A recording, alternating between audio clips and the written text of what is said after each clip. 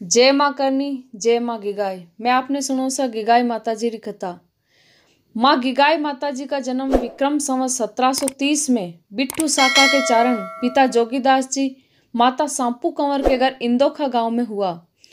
जन्म के समय से ही माँ भगवती के चेहरे का अलौकिक तेज देखकर माता पिता को विश्वास हो गया कि उनके घर किसी साधारण कन्या का जन्म नहीं होकर साक्षात माँ योग माया का जन्म हुआ है। विक्रम संवत 1737 की बात है, जब दिल्ली में मुगलों का राज था और दिल्ली सम्राट ने गायों की गिनती लागू कर दी थी। अर्थात जो हिंदू गाय रखते थे उन्हें गो कर देना पड़ता था। गायों की गिनती करने के लिए छोटे छोटे केंद्र बनाकर गायों को इकट्ठा करके चिन्ह लगाया जाता था और गिनती करके गो कर लिया जाता था। जो हिंदू गो कर देने में असमर्थ होता था उनको अपनी गायें मुस्लिमों के हवाले करनी पड़ती थी। ऐसा ही एक केंद्र नावद ग्राम में, जो इंदोखा से 3 किलोमीटर दूर था, जहां पर गायों पर कर लिया जाता था और गिनती की जाती थी। शाम को एक सिपाही इंदोखा ठाकर श्री जोगीदास जी बिट्टू को सूचित करने आया कि सुबह गायों की गिनती के लिए गायें लेकर नावद आना है। ठाकर साहब ने हाँ में जवाब दिया। जिस समय सिपाही ये संदेश ठाकुर साहब को सुना रहा था, उस समय 7 वर्ष की कन्या श्री गिगाई माँ वहीं खड़ी थी और सिपाही के चले जाने के बाद उन्होंने कहा, पिताजी कल मैं भी आपके साथ नावद चलूंगी। तब जोगीदास जी ने कहा, नहीं बेटी, आप वहां नहीं जाना, वहां मुसलमान लोग आएंगे। पर गिगाई जी कहाँ मानने वाली थी। उन्होंने हट पकड़ लिया, नहीं पिताजी, मैं आपके साथ चलूंगी। सुबह जोगीदास जी 4 बजे उठे।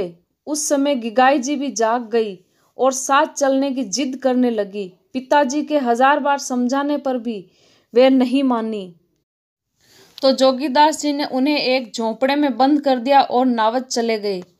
जब पिताजी नावद पहुंचे तो गिगाई जी वहां खेलती हुई मिली, जहां गायों की गिनती हो रही थी।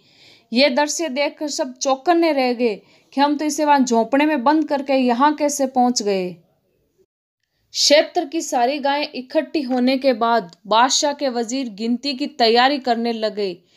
तभी श्री गिगाई जी ने तेज आवाज में कहा, ठहरो, गायों की गिनती मैं करूंगी। ऐसी आवाज चारों दिशाओं से गूंज उठी, जो दुष्टों को डराने वाली, कंपकंपाने वाली, भक्तों और हिंदुओं के लिए सहानुभूति वाली, हिम्मत वाली बुलंद आवाज थी। तब गिगाई जी की बात सुनकर मुगलों ने उन्हें बच्ची समझकर हंसी की और गिनती चालू कर दी। तभी गिगाई जी ने वहां जाकर एक बछड़े के पास जाकर कहा, उठो मेरे शेरों। माँ का इतना कहना हुआ कि जितने भी गाय और बछड़े थे सब सिंह बन गए। उस समय का एक सुविख्यात दोहा है, सेंपत बरसा सात परवड़ो कीदो थे प्रथम, हद सिर देता हाथ बाद थया जद बाछड़ा। इस समय 7 वर्ष की आयु में माँ गिगाई जी ने परछम परछा गायों और बछड़ों को सिंह बना कर दिया था। गायों और बछड़ों को सिंह बना देखकर मुस्लिम सिपाही थर थर कांपने लगे और नावद ग्राम छोड़कर प्राण बचाकर अजमेर भागे और बादशाह को जाकर सारा हाल कह सुनाया। बादशाह बड़ा कट्टर और अत्याचारी था। उसने इस घटनाक्रम से क्रोधित होकर गायों की गिनती करना छोड़ दी और चारणों की गिनती शुरू कर दी, क्योंकि बादशाह को पता था कि कालांतर में अकबर बादशाह के 9 रोजे लेते वक्त एक चारण कन्या देवी श्री राजलबाई ने ऐसे ही पृथ्वीराज की धर्म रक्षा के लिए सिंह का रूप धारण कर बादशाह को नवखंड पर महल पर ले गई थी और 9 रोजा छुड़वाने की सौगंध दिलाई थी। ये कहानी बादशाह को अच्छी तरीके से पता थी।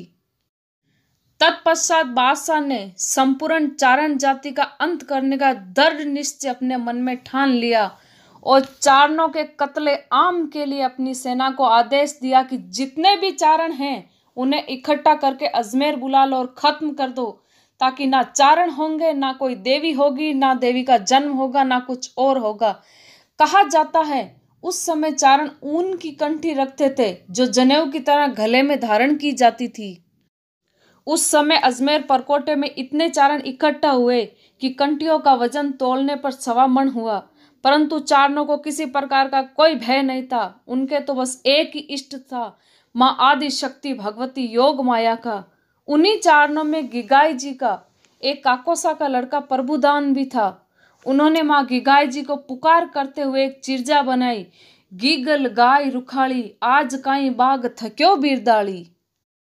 चिर्जा पूरी हुई उससे पहले ही माँ गिगाई जी सिंह सवार अजमेर परगोटे में प्रकट हुई और गढ़ में जाकर 20 भुजाली माँ दुर्गा का विकराल रूप धारण कर हाथ में त्रिशूल धारण कर बादशाह के छाती पर त्रिशूल रखा और तेज स्वर में कहा, रे दुष्ट, छोड़ दे इन चारणों को, वरना अभी मृत्यु को प्राप्त हो जाएगा। माँ भगवती का ऐसा विकराल रूप देखकर बादशाह थर थर कांपने लगा और घबरा कर माँ गिगाई जी के चरणों में गाय गाय कहता हुआ गिर पड़ा और कहने लगा, हे माँ, चारण तो मुक्त है ही, अपितु आज के बाद गायों की गिनती का नाम तक नहीं लूंगा। और माफी मांगकर चारणों को मुक्त किया। उस समय माँ गिगाई जी ने चारण और राजपूतों को मलेच्छों के साथ किसी भी प्रकार का कोई भी संबंध रखना वर्जित कर दिया और देवी गुणगान तो दूर, माँ भगवती ने सौगंध दिलाई कि मंदिर प्रसाद तक मलेच्छों को वर्जित है। सबसे बड़ी सच्चाई यही है, इसे स्वीकारे। जय माँ गिगाई माता।